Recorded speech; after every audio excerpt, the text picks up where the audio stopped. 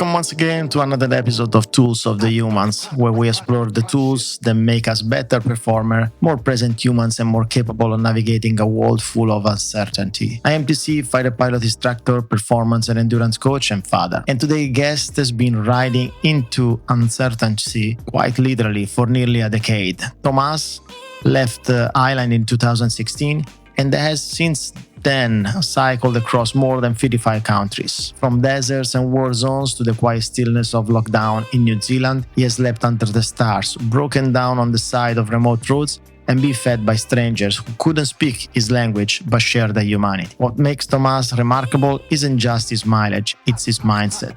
The tools he has built not to conquer the world but to belong in it. Today we'll travel with him, one region at a time, and unpack the tools he forged under pressure. Tools we can all use, whether or not we ever leave home. Let's ride. As I mentioned before in the background, I knew you from social media. I'm not a great social media approacher, let's say. Yeah. But I started following you in the old Facebook and it's a long time to be following. Yeah, I mean, like 2016 is when you basically quit your family job and you started pedaling in the US. You had a used bike.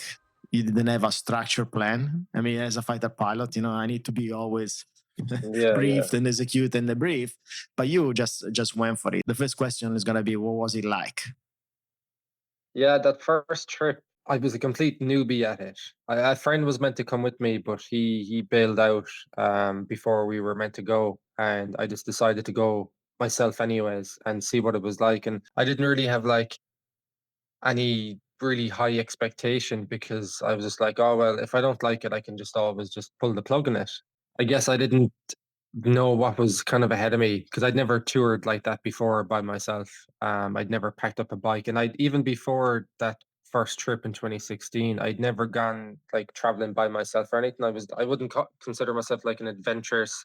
I was 22 at the time. I absolutely wouldn't consider myself an adventurous 22-year-old. I'd never gone backpacking around Europe or hitchhiking or anything like that. But that first trip was incredible, and I think it was just such an eye opener for me as well, in the regard that like I was able to just like put myself out there with when I was cycling every day across the states and have to like talk to people, and if I ever needed any help or advice or like route recommendations or anything, I always had to approach people. And I think just on a personal level that really helps you kind of like open up and be more comfortable around people and be more comfortable around strangers, which I think is a big thing when you're traveling, especially on your own.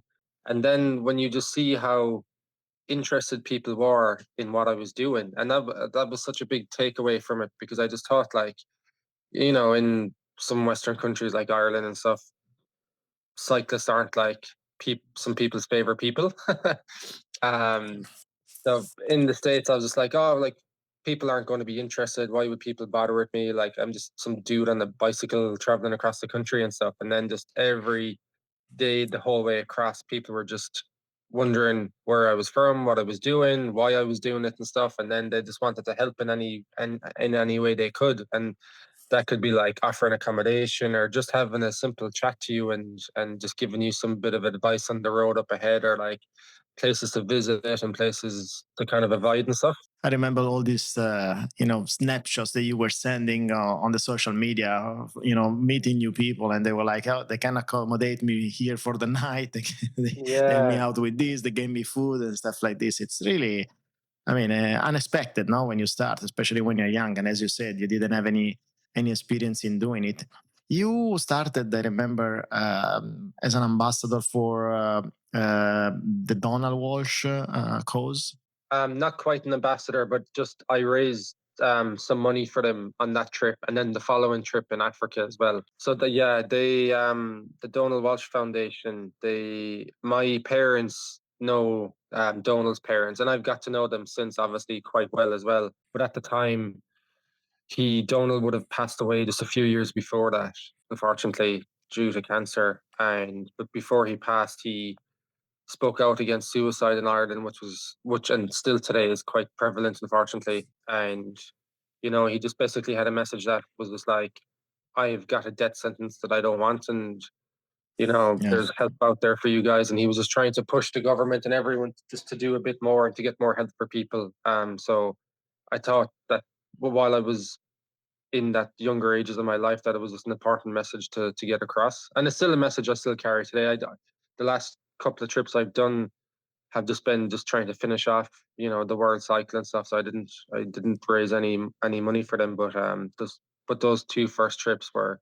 That's really noble from you because, I mean, you started with an idea and then you were able to act with something that, is useful, something that is, really noble. Cancer awareness and suicide awareness these are two topics that really resonate the most with the with the new generations. So you started from the West Coast, right, and then you moved to the East Coast. So I remember you were telling that the story that people said, well, probably you should start the other way around for the prevailing winds. Yeah.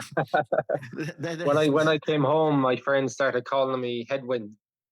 Okay, okay. Yeah. Was there like a scenery? I mean, United States, it's a big country. It's a state. It's a continent, to be honest. And then you see the changing of colors in by the time that you're crossing from one side to the other. Were there any specific places that remain in your mind and you remember vivid colors?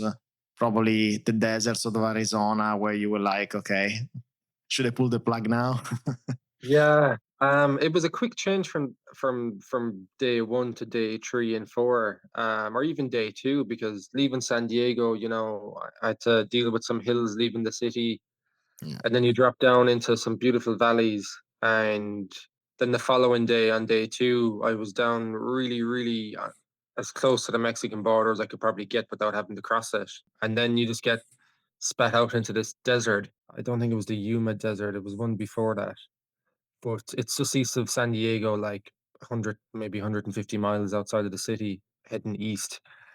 And it was just such a contrast because, the previous day I had been struggling up the hills with the extra luggage. Again, I'd never even tried cycling, a somewhat loaded touring bike before.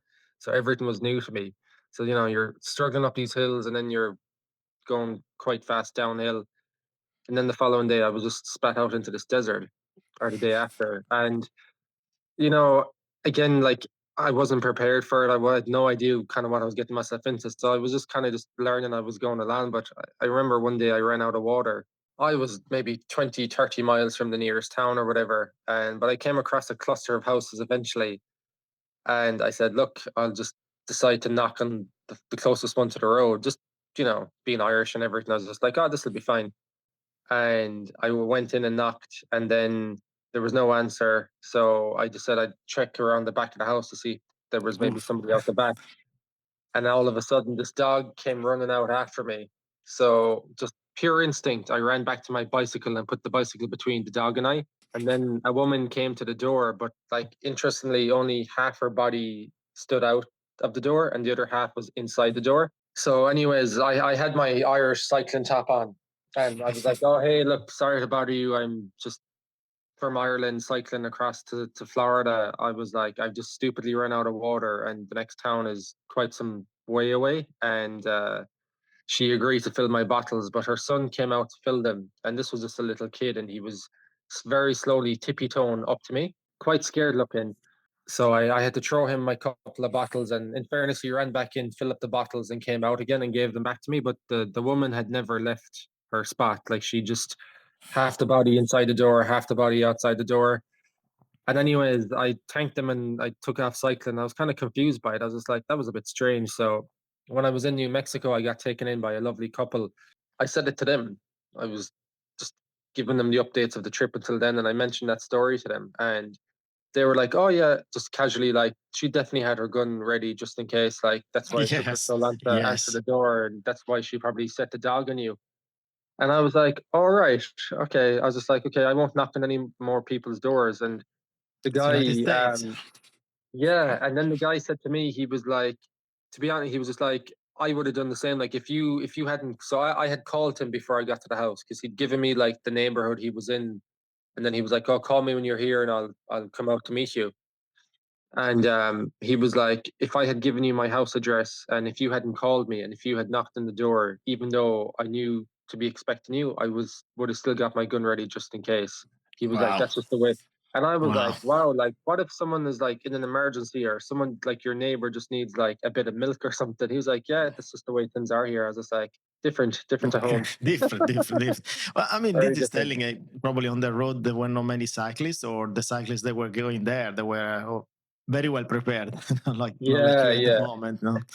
Then you came home finally from that experience, and it looked like you were pretty pumped up for the next one, right? Because then there was Africa, and in Africa, I think you got a new bike, and you were all set up to cross Yeah. Africa from Cairo to Cape Town, which was another 11,000 kilometers ride, something like that. Yeah, yeah. I think around 10,000. 7 months, 10,000, about 10,000 kilometers. So yeah. So you had the solitude there in the States and for a while, but reading the stories of you going down south in Africa, you had so many human stories, meeting people and unexpectedly being helped in places like Sudan, where there is war and anyway there are deserts and stuff like this. You had a couple of bad experiences with the food poisoning, right?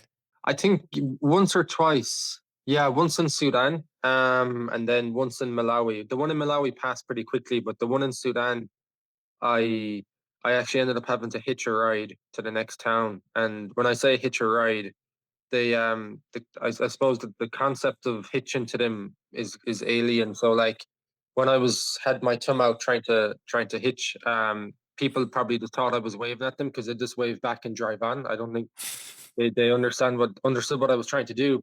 So, but I was getting progressively worse in how I was feeling, and like I was darting off into the bushes on the side of the road just to do my business, and then I'd run back onto the road and try to catch a car, and then eventually I was just feeling weaker, and it was about 35 degrees as well. It was quite warm, and I was just feeling weaker and weaker, and I was running out of water, and I knew I had to do something quickly to to get to a proper health clinic or something. And just I saw a car coming, and I was getting daisy at this stage or hazy at this stage, and I saw a car coming, so I just walked out in front of it, and I was just like trying to stop an airplane and trying to get the car to slow down, and the guys thankfully stopped. But they didn't speak a word of English, so I just kept Yes. pointing at my belly and the bicycle, and I was like this, and I just kept repeating like hospital doctor to see if they'd get the message, and they did, and they helped me into the car. They took my bicycle,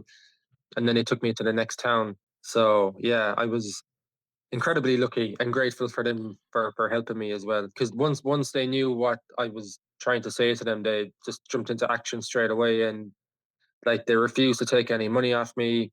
They dropped me into town. I think I ended up going to like just a place to drop off my bicycle first, so like some cheap lodgings, and then I think I went straight down to the doctors to see what was going on, or even just to get some tablets or whatever off them. And then yeah, and that took a couple of days to pass, but that was the first bout of food poisoning. But it didn't happen. It happened once more, and I was actually quite lucky. It happened once more in Malawi, but that passed after a couple of hours, and then it wasn't until more recently, 2 years ago, when I was in Indonesia, that Yeah. I started getting bad bouts of Yeah. food poisoning. I guess I mean these are core human performance tool. You letting the ego go, and you accept support, and you look for support because this Yeah, is, we have seen in other episodes of the show.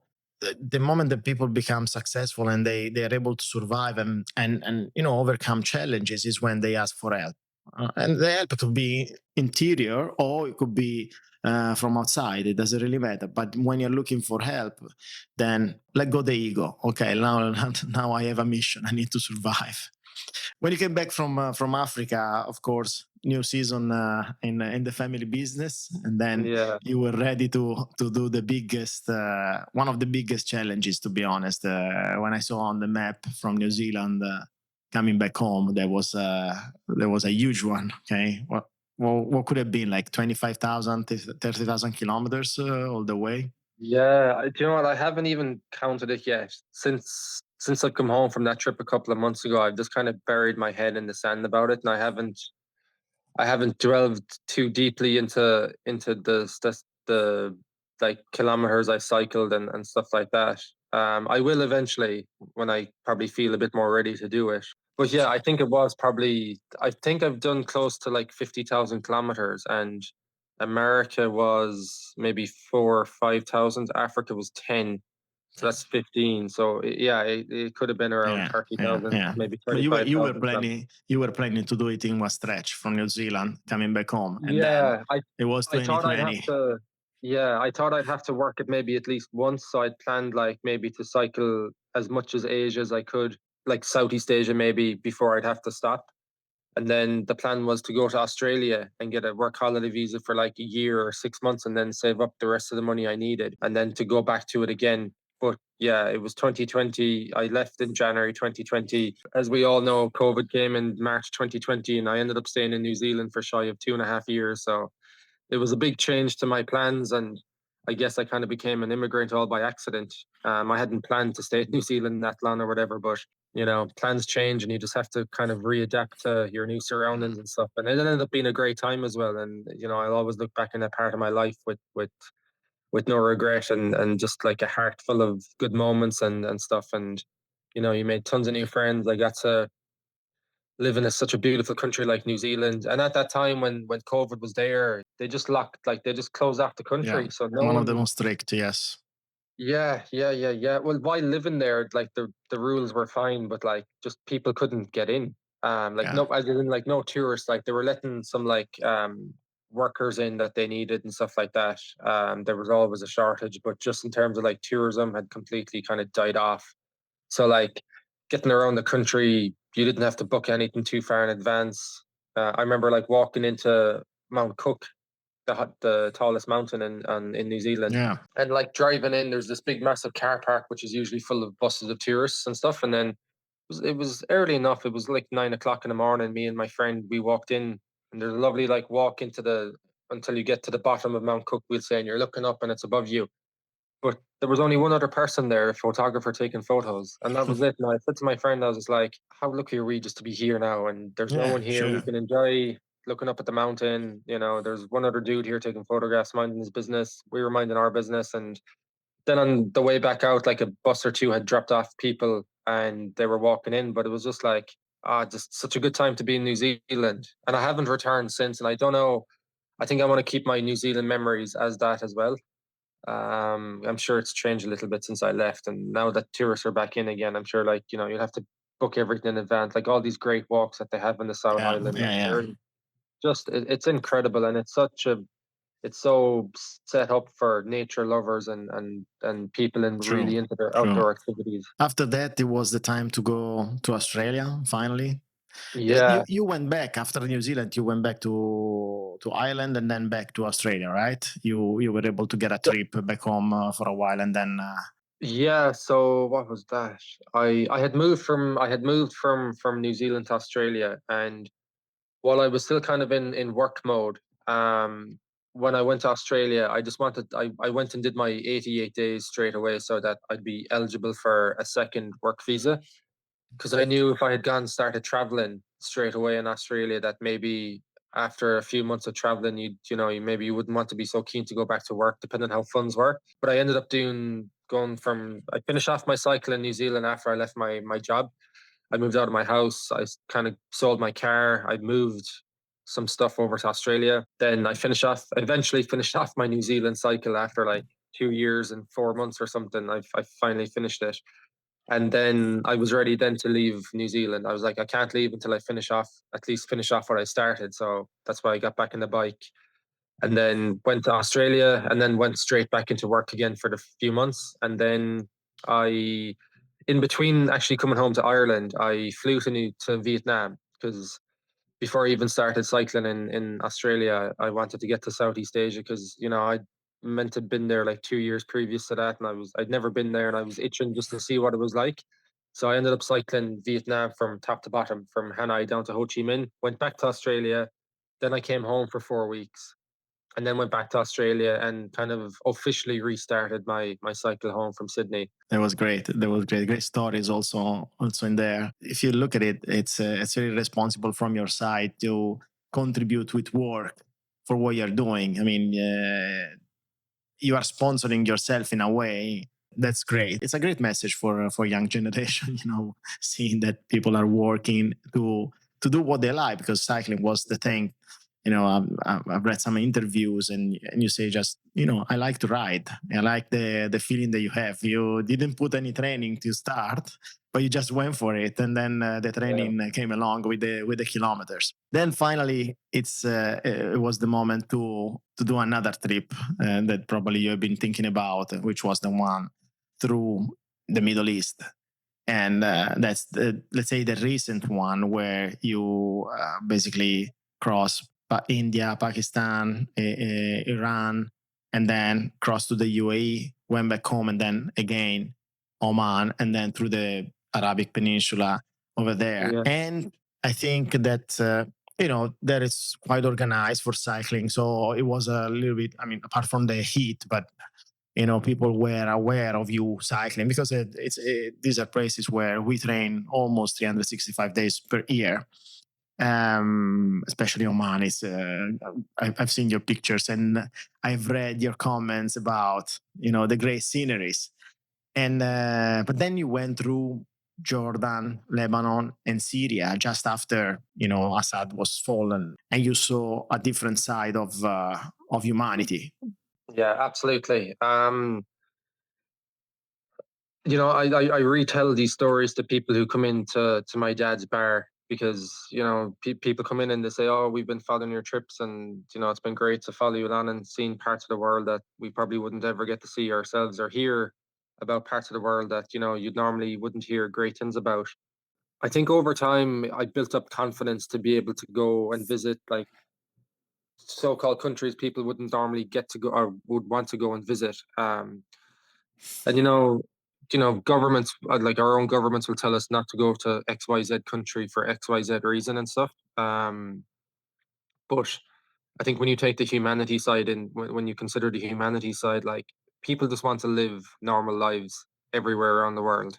People just want to be able to work and have a family and contribute to their kids' future, and hopefully to leave a better world behind for them. So traveling through the Middle East was, I suppose, you can go back to Africa, and that was the first real eye opener for me, because even before I went to Africa, people were just like, "Oh, like, you're not going to come out alive. Like, it was great knowing you." And I was only like 24 at this stage. And, when you people saying that to you, it does like sit in the back of your head as well. And then when I was there, and you just see such a completely different side, and people were taking me in, and people who you would kind of see that, like, compared to us anyways in the West, like, they wouldn't have much, like, you're seeing kids going around with no shoes, but they're running after you, they're smiling, they're shouting, they just want to have, they just want to see what you're doing, where you're going and stuff. You've families taking you in and insisting that you stay with them, and they feed you, they try to do everything they can for you, and you're kind of sitting there just being like, my God, like, they don't have to do this, but it's just out of the goodness of their heart. They want to help, they want to be part of the journey with you and stuff. And it was just incredible. And then going through the Middle East and Southeast Asia, and anywhere I've been, but like the Middle East was incredible, because people were just stopping their cars every time they saw me. They'd roll down the window, people were almost driving me off the road to try and invite me back to their house, with just such a excitement. Like, no, nothing malicious about it. They were just like, "Oh, please come and stay. Like, come and meet my family. We'll cook for you. We'll do this. We'll do that." And you're just like, it's like, I'll come back. Like, you don't need to go to that effort. Like, but I'll come back. Like, don't that. And for me, it's just great meeting people, and being normally a solo traveler. Like, you'll always meet some bikers on the way, but yeah, like, going through Pakistan, Afghanistan, Iran, and just the hospitality that was shown to me, the kindness, the love, the friendship. It I'll never forget it. And I'm still thankfully in touch with a lot of people. And hopefully someday I will be able to go back and hopefully meet them again. And hopefully someday some of these people might come and visit in Ireland, and I can, show Yeah. them the same generosity Gratitude. back Yeah, again. yeah, yeah, yeah, yeah, yeah, yeah, And then I yeah. suppose being in, like Syria, it was just a couple of months after the revolution. It was brutal civil war for 15 years. And then I think that was the first time, like, being in Afghanistan was very eye opening too. But the scale of the destruction in Syria was something I've never seen Mm. before. It was evident as soon as I crossed that border from Jordan. You're in Jordan, and with everything going on in that region today, tourism has taken a big hit in Jordan, and that was kind of the story throughout the whole country. Was people struggling, tourism was down, and a lot of people rely on tourists going to the country. And then, but also it's peaceful there. But then when I crossed into Syria, after leaving the border, the new border building is, they've repainted it. They're kind of doing it back up again. They've put in new TVs and stuff like that. And then when you leave that border building, and I was just let go, and I took off cycling. And then the first things you see are just bullet ridden buildings. I came Mm. across kind of a small kind of like theme park. There was one of those not a roller coaster, but or the thing that you sit in, it goes around in circles, but it's kind of a tall object, but like completely destroyed. There was like Mm. children parks completely destroyed. The building had like no windows. There was bullet holes everywhere. There was bullet holes in the wall. Rebels, rebels. Yeah, Yeah, and I remember getting off the bike and just like walking, but really watching every step, because I was just like, there could be mines or something left behind. yeah, yeah. I Sure, didn't. sure, sure. You just don't know what you're stepping on. But I was really intrigued to like survey the damage, and that really just hit me really hard. That first building I saw, and I was just like, my God, like, what's the rest of the country going to look like? Yeah, yeah. Um, and I had no real set plans while I was in Syria.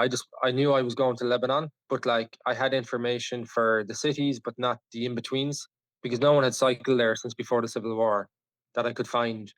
So like the road to Damascus, I'd no idea what was ahead of me. Ended up getting to the crossroads, and I was deciding whether to go right or left. And I was just like, "Feck it, I'll go left, and I'll just see what's down here." So I was heading toward Darar, and as I was pedaling away, people were just really friendly straight away, intrigued, and they were waving. And then I some guy came running out the road from his shop, and he was shouting at me in English, asking me, like, telling me to stop. And I turned my bike back, went back to him, and straight away he was just like handshaking, like what the hell Really. are you doing here? Like, where have you come from and stuff, and wondering about the bicycle. And he was just really, really excited to see me. And of course, I was excited to see him and to chat and to get to know more about Syria. And he spoke some good English and stuff, so we were able to communicate. And I spent the rest of the evening with him and his family. And he took me in. He was just like, "You're staying here. Like, don't even think about like having to No, sleep yeah, someplace still. else."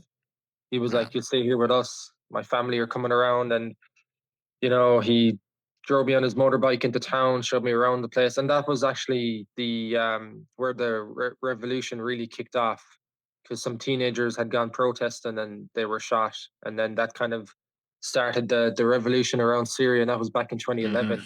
and when that first kicked off. And this guy had fought for the Free Army against government forces, like the Yeah. AK, and his uniform was still in. So the room I slept in, his uniform and AK-47 were sitting in the other corner away from me. And he was telling me some of the stories. He was showing me some of the graveyards of like people who'd been massacred. His own house had actually been bombed and destroyed. So they had to kind of rebuild behind the Yeah. shop that he Yeah. that Yeah. he Yeah. that he owns and stuff. And just the stories. And even Great. even still today, and even like retelling the stories here now, I just wonder, like, just on a personal level, like, was I ready? Should I have been there first of all? A lot of it comes down to ethical questions as well about that, and same with Afghanistan and places. But like, I was just like, I think for the first time, I was just like, maybe I've bitten off more than I can chew here. Like, these stories were just like, and Mm.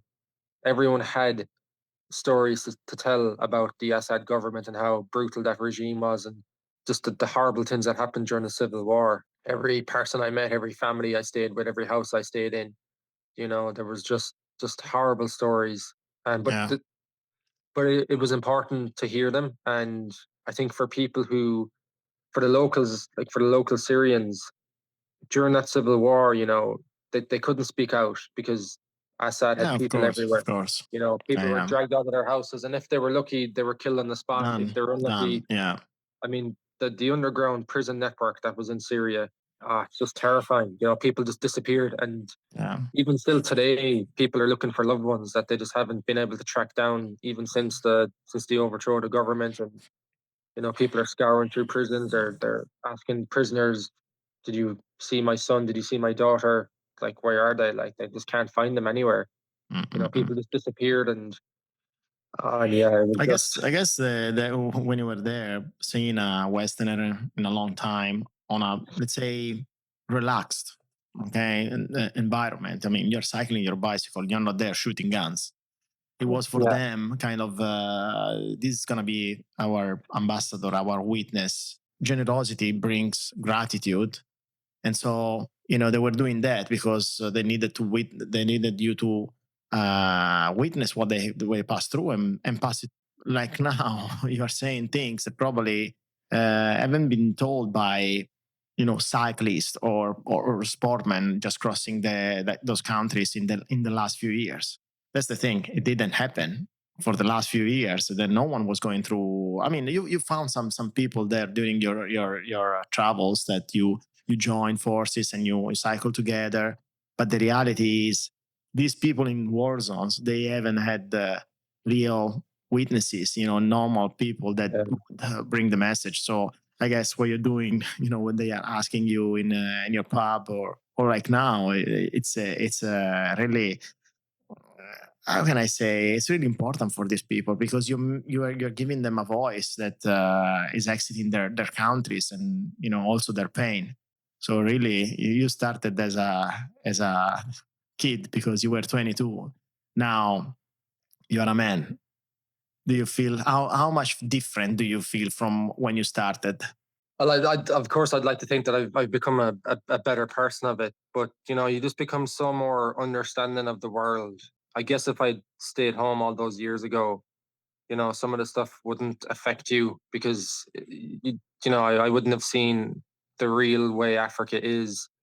You might believe more of what we're told about these places. I think just down the lines, I've I've definitely become more understanding of the world and the people that inhabit it. It's just been such, I guess, a life changing experience. I don't say that lightly. And even now, like people are like, coming into the bar or friends or family, and they're like, "Oh, like you must be finished now. Like you've done what you wanted to do."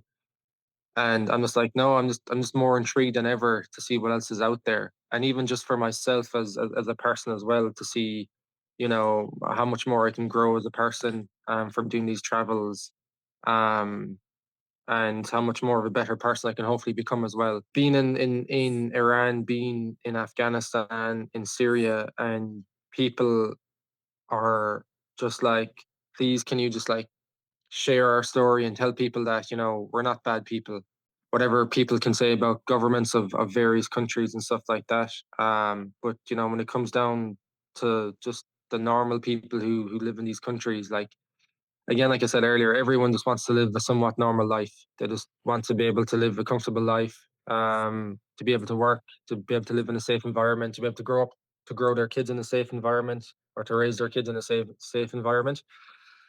But like when I was crossing Iran, when I was crossing Afghanistan, and locals are, and you can hear it in their voice as well. They're just like, please, like just tell everyone that we're not bad people. We're tell them that they're welcome to come here.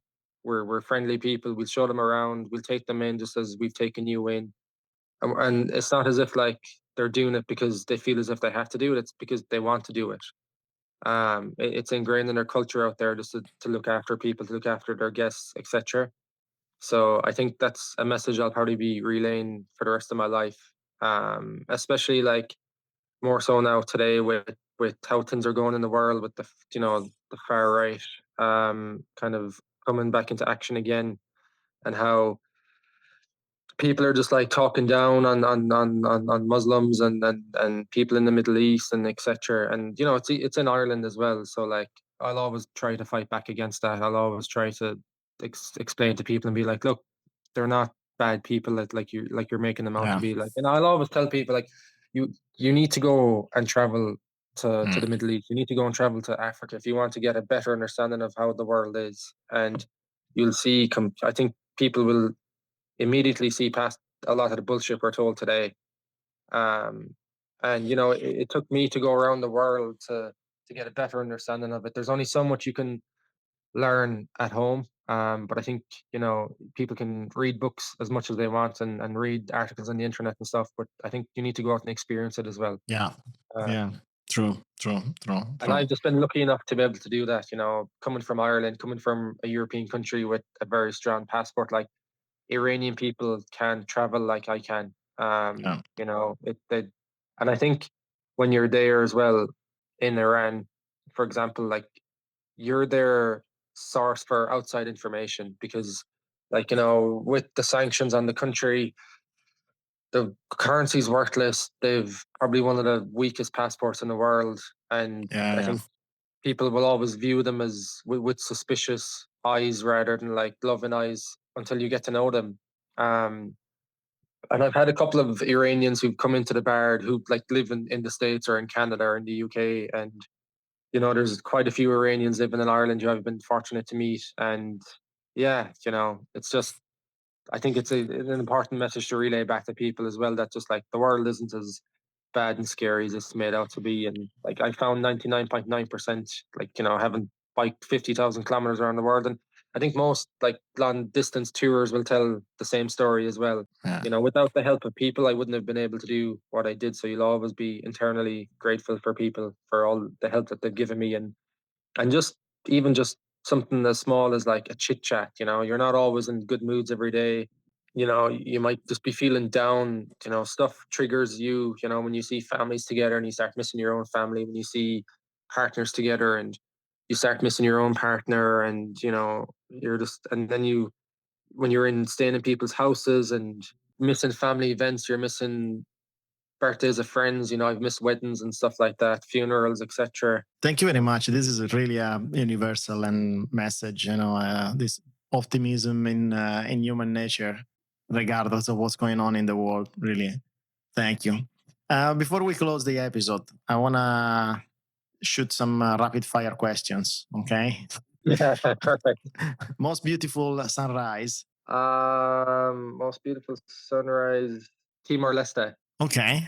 Good. Timor-Leste, yeah, just east of Indonesia. People don't really know about it. It's a small country. It's only been independent since 2002, but yeah, it's not a tourist country whatsoever. No. So you can enjoy some of the most beautiful sunrises, sunsets on empty beaches, and just you and a few locals, fishermen or whatever, local kids who might see you and want to come down and see what you're doing and stuff. The funniest moment on the road. The funniest moment. You know what? Probably, I think I was in Kenya and I was cycling uphill through a small village. Some guy, locals in Africa are just hilarious. You know, I so many fun moments with them. Like, people would try to race along, people would race alongside you and take off, and then slowly you catch back up and you just be racing people. I started playing a game with people that, because I noticed very quickly that people were always shouting like, "Hi, how are you? Where you go?" and stuff. And when you always ask people back like, "How are you?" when you ask that question back to them, universally in Africa the answer is always, "I'm fine." It's never like, "Oh yeah, I'm okay, I'm good, I'm brilliant today." It's just, "I'm fine." So I started playing this game where I try shout at them before they shouted at me. But then I was cycling through a small village in I think it was Kenya or Tanzania, and some guy jumped out in front of me as I was passing, and he just pointed at me and he was just like, "Go back to your own country." And he just started skitting himself and all his friends started laughing. And it was just I don't know, I just thought it was such a funny comment. And he just started laughing and I stopped and I was chatting away to him and stuff. And I think he was just like the local funny man in town and stuff. And he just saw me coming and he just probably just thought it was just a great thing to say to me, just to like, break the ice and stuff. So yeah, that was probably one of the funnier moments. What was the best road snack? Oh, pad Thai in Thailand. Yeah, Okay. I did. But Southeast Asian food, Vietnamese food, banh mi's in Vietnam in the early in the morning at 6 a.m. because you try to leave early to beat the heat. Because when you're 2 o'clock in the day and it's 35, 40 degrees, I was always looking forward to those. Maybe two banh mi's, they're cheap as chips in the morning, Yeah. and a couple of Vietnamese coffees, and you're just pumping for the rest of the day then. But pad Thai in Thailand was probably my favorite. Or mee goreng. It's like kind of Fried a rice. Fried yeah, fried rice. Yeah. rice. Yeah, with Very spicy. sometimes you Yeah. get some Tasty. vegetables and stuff through it. Yeah. Yeah. And that was mostly Indonesia, kind of Malaysia as well. What was a moment that broke you? There was kind of some personal grief while I was in Africa with kind of a breakup while I was out there. So that kind of sucked. So I was in it had kind of continued for a little while, and then I was in Zambia, and I remember cycling up this hill, and I just cried my whole way up. But I just wanted to get, and I had in my head I'd already resigned to the fact that I was just going to stop at the top of the hill and just That's try it. find a way, yeah, try find a way to Lusaka and just fly home. And then once I was whatever had stuff sorted out, I'd fly back and finish off the Africa cycle. But I got to the top of the hill, like I cried the whole way up the hill, and then I got to the top of the hill. I just remember just throwing my bike down into the ditch, and I just collapsed in a heap, and I just bawled and bawled my eyes out. And then just something snapped inside me, and I just got back up on the bike, and I just took off with like a completely new attitude. That night, I ended up camping in a small village, and I went to the local school to ask if I could camp there, or just pitch my tent up inside, and then leave obviously before school resumed in the morning. And they said, yeah, absolutely, no problem. But outside the school, so it was a small village in rural Zambia. The kids obviously like the school seemed to be like the main part of the village, like the main heartbeat of the village. And because there was a small well outside the school. So there I was, kind of like still feeling sorry for myself, of course. And there was kids running in and out, like they got super excited to see a Mzungu, as they call you in Africa. There, they were running in and out and trying to play a hide and seek. And I was obviously tired from cycling, and these kids were running circles around me, but I was still trying to do my best to entertain them and have some fun with them. But at the same time, I was watching people, well, women, because they seem to do all the work in Africa, a lot of the time, especially in small villages and stuff. So you'd see like just scores and scores of women coming up to the well with numerous buckets, and they carry a bucket in each hand, and then they balance a bucket on top of their head, and they just take off walking again. They could be walking miles back to their houses. And as I was kind of just sitting there with all the kids running around having fun, again, like, there was no Game Boys, there was no phones in their hands. They were just having fun, playing with them, Yeah. playing around Yeah. with themselves and stuff. And I was watching the women go walk to the well. There was guys walking back and forth, coming over, saying hello, welcoming me to the village. And I was just there, and I was just like, whatever problems you might have yourself, just being there and seeing that in front of you, I was just like, my God, like how. I was like, I have to finish this journey now. I was like, how lucky am I to be here to have these Yeah. experiences? And I just picked Gives you myself up and perspective. Gives you yeah, perspective. yeah, Yeah. yeah, Yeah. exactly. And then probably Syria, of course. Afghanistan is high up there as well. Being there, and now with the Taliban back in control again, and just seeing how life is there. There's just the economy's in the dire state. Yeah. There's Afghanis being sent home from Iran and Pakistan, so there's like a refugee crisis going on there. I was seeing people putting up tents just in the middle of nowhere with no facilities. Girls can't go to school after the age of 12. Women are denied a lot of work placements now. They're not allowed to work in Yeah. government anymore. They're not allowed to work in hospitals anymore. The only place I saw them working in Kabul was a phone shop. That was it. So, Mm. life is so bleak there now for them.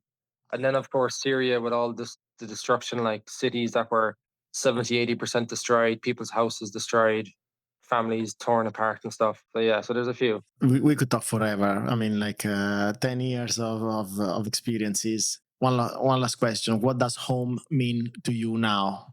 Yeah, God, it's great being able to come home. I'm very lucky that I can kind of use home as a base.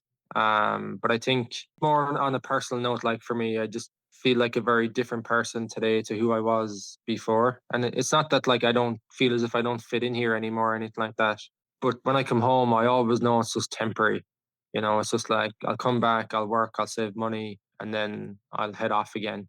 I guess in that sense, it doesn't feel like a proper settled home anymore, which is okay with the life I've lived for the past decade. I suppose that's expected. And now I think just my home is like the world. Where I'll settle down the line, I've no idea. It could be anywhere.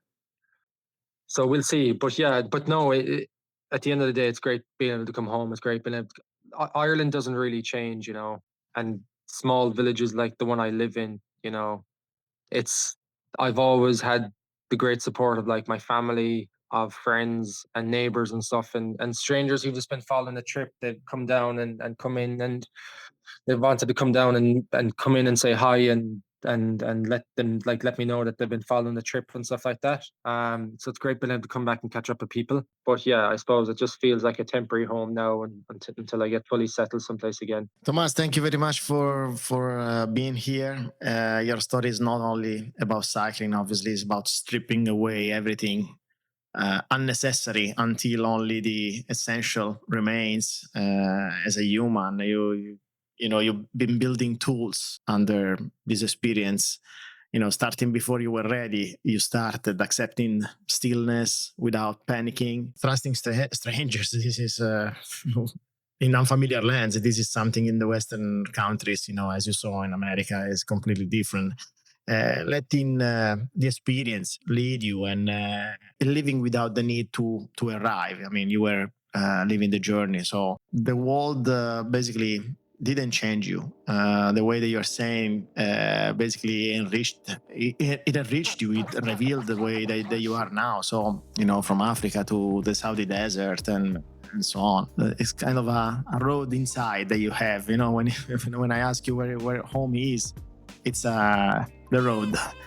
If you like the episode, subscribe. This is Tools of the Humans. Take a moment today to ask yourself, what tool is this moment trying to teach me? Thank you very much, Tomas, and I will speak to you soon. Too. Yeah, it's great being on the show. Thank you so much. Tomas' story is not about cycling. It's about stripping away everything unnecessary until only the essential remains. It's about building real tools under real pressure, starting before you're ready, accepting stillness without panic, trusting strangers in an unfamiliar lands, letting joy lead, living without needing to arrive. The world didn't chase Tomas. It revealed him. And you don't have to ride across Africa or sleep in the Saudi desert to do that. You just need to be willing to trade control for presence and move toward the edge of what you think you know. That's the road inside. If this episode gave you something to chew on, share it, subscribe to Tools of the Humans, and take a moment today to ask yourself, what tool is this moment trying to teach me? I am TC, and I'll see you on the next ride.